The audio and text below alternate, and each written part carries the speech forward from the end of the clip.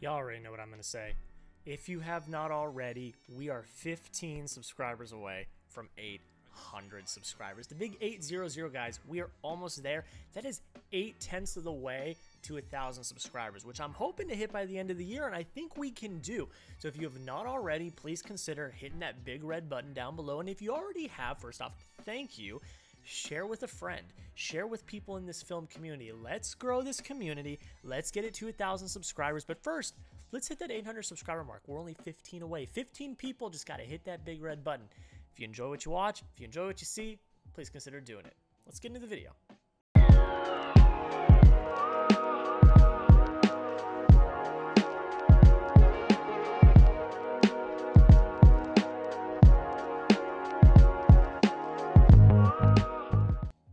How's it going, everybody? Welcome back into another video, and today is episode number 2 of the 2021 version of my top 100 favorite films of all time. So excited. I love this series. It's by far one of my favorite series I do on my channel every year because I just get to talk about the movies that I love.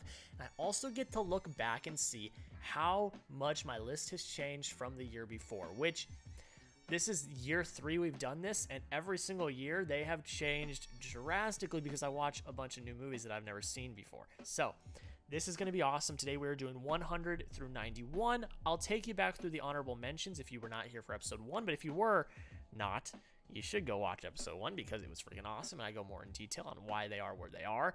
But at 110 we got Joker. 109 is Long Shot, 108 is Vice, 107, Lord of the Rings, The Two Towers, 106, Scott Pilgrim vs. the World, 105, Treasure Planet, 104, End of Watch, 103, Casablanca, 102, Mid-90s, and 101, Mad Max Fury Road. So that's where we stand. Those were the 10 that just missed the list, just missed the top 100 of all time. But hey, I think without further ado, let's quit dilly-dallying and let's get into 100 through 91. We're getting into the top 100, guys. Let's get it. Coming in at number 100 is Failsafe, a film that I saw last year for the first time. It absolutely floored me.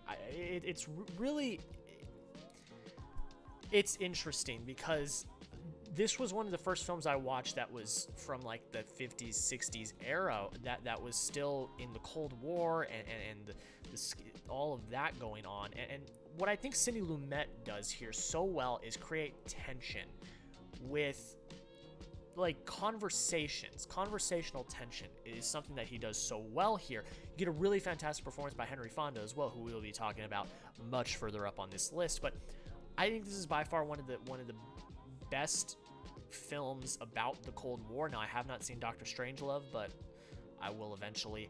And you are just on the edge of your seat the entire time, and all it is kind of just conversations over radios and phones. It's literally what it is. But it's also very scary because it's like, what happens if this does happen? And I think that the situations and the way it's written are very, very well done. So credit to Sidney Lumet and the people that worked behind the scenes and on the writing, because it's absolutely fantastic and just very, very well done. That's really all I have to say. The ending is incredible. It's an incredible ending that is not happy, but it's an experience that really changed me, and it comes in at number 100 on my list. Coming in at number 99 is How to Train Your Dragon, the first How to Train Your Dragon. This trilogy, I legitimately believe, rivals, if not beats, Toy Story as the greatest animated trilogy of all time. I will go to the grave on that. I think the How to Train Your Dragon trilogy is absolutely brilliant. This is a fantastic introduction to this trilogy. The world building, the mythology, the storytelling, the introduction to all of these characters, just the story that we go on with Hiccup and Toothless. You learn to love these characters, and it all happens in this film. This film lays the groundwork for the sequels that end up coming out. If it wasn't for this first one laying that groundwork, the second two would not be as great as they are. I love this trilogy. I love this film. It's flawless. It really is. And it comes in at number 99 on my list. Coming in at number 98 is Pirates of the Caribbean: Dead Man's Chest. I promise you this is not the last time we're going to be talking about Captain Jack Sparrow in this list. We'll talk about him further up again. But this is a fantastic movie. I binge watched these all five of them. Binge watched all 5 of them earlier this year, and this film's just a blast. I mean, you get all of the fantastic characters and performances that you got in the first one. You kind of up the ante with the story and what's going on, and on top of that, you start this kind of cohesive 2-story arc, because it goes from this one into one we're going to talk about later, and it's great.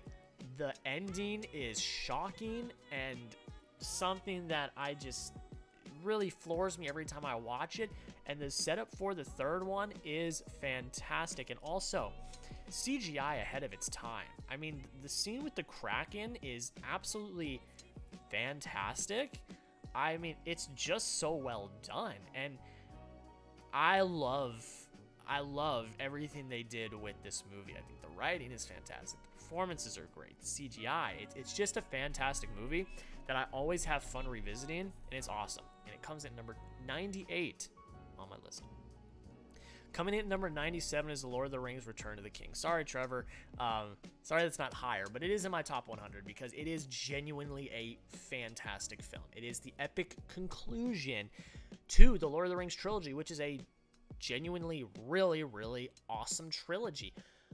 Peter Jackson, like, we're talking about ahead of our time when it comes to Pirates of the Caribbean. Let's talk about ahead of their time when it comes to Lord of the Rings. Like, these were in like 2000, 2001, 2002, or like 2001, 2002, 2003. The work with miniatures, the work with camera effects and computer generated effects is just breathtaking. And the epicness and scale. You know, we talk about Avengers Endgame, which we will talk about really high up on this list. But like, Lord of the Rings crawled so that Endgame could walk and run. Like, this was the first epic conclusion to a film franchise, and it was done so well. It could have been done really bad. They could have missed the boat, and it wasn't. They didn't miss the boat. It was great. Emotional moments, amazing conclusions, satisfying ways that our characters ended their journey. It's incredible. It's a feat. Watched it for the first time over Thanksgiving break last year, and I don't regret it. It was fantastic, and it comes at number 97 on my list. Coming in at number 96, another Edgar Wright film, Hot Fuzz. Watched for the first time this year. I absolutely adore it. Simon Pegg is absolutely incredible. Him and Nick Frost are just, they have great chemistry together, and this film is ridiculous. And that's why I love it so much, because it's just, go watch it. I don't want to spoil it for you, but this film's truly, truly incredible. Edgar Wright's direction, of course, it does not miss. On top of that, the performances are great. I think the soundtrack, Edgar Wright's great with music. The soundtrack's awesome, and it's just freaking insane. This film is incredible. I love it, and it comes in at number 96 on my list. Coming in at number 95, oh baby, here we go. Coming at number 95 is National Treasure: The Book of Secrets. Look, I wish I could put these at number 1 and 2. I'm sorry, I gotta be, realistic, but this is still a really awesome movie. I'm a big U.S. history guy. U.S. history was always my favorite subject, is by far my favorite subject that I had done in school.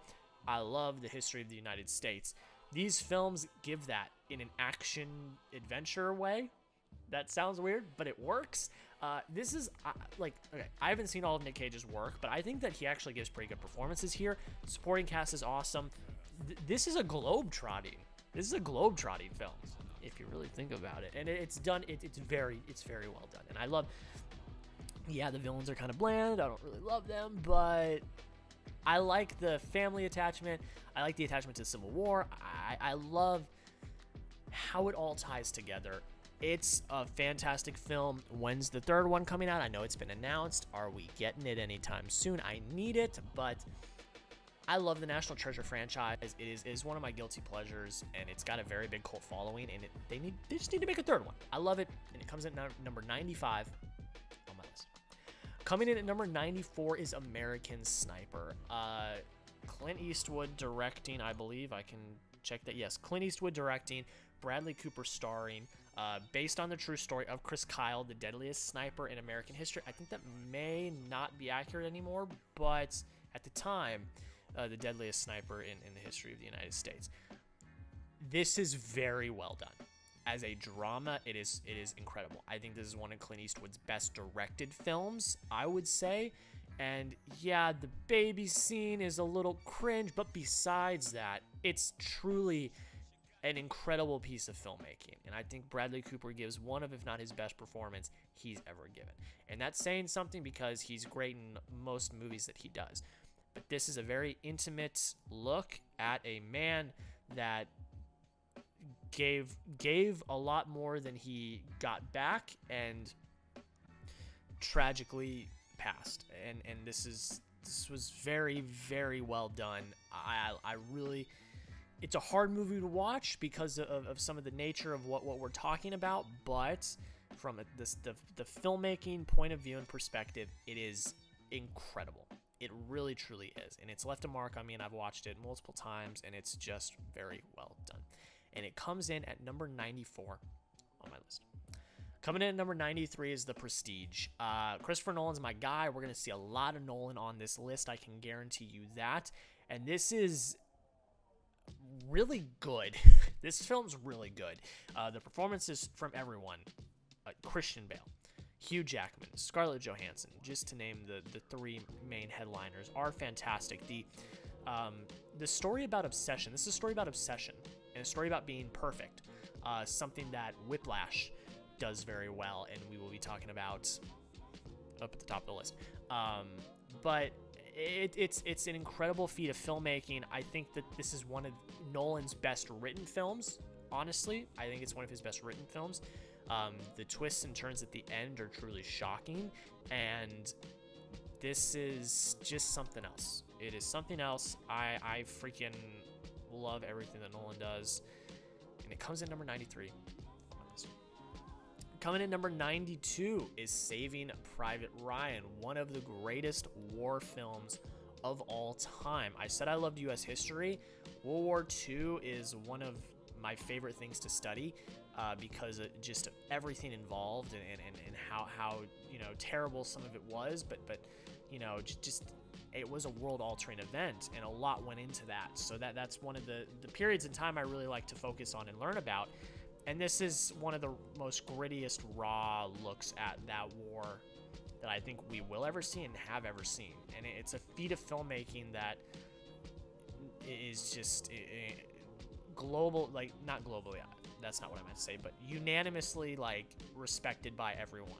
It's incredible. I mean, the opening scene on the beaches in Normandy is terrifying and shocking and real and raw, and I respect the heck out of that because that is filmmaking at its finest. This film is incredible. The performances are absolutely stunning. It's just it's something, and that's all I can really say. It's absolutely brilliant. Having gone to Normandy and seen the beaches, which I got to do a few years ago, it's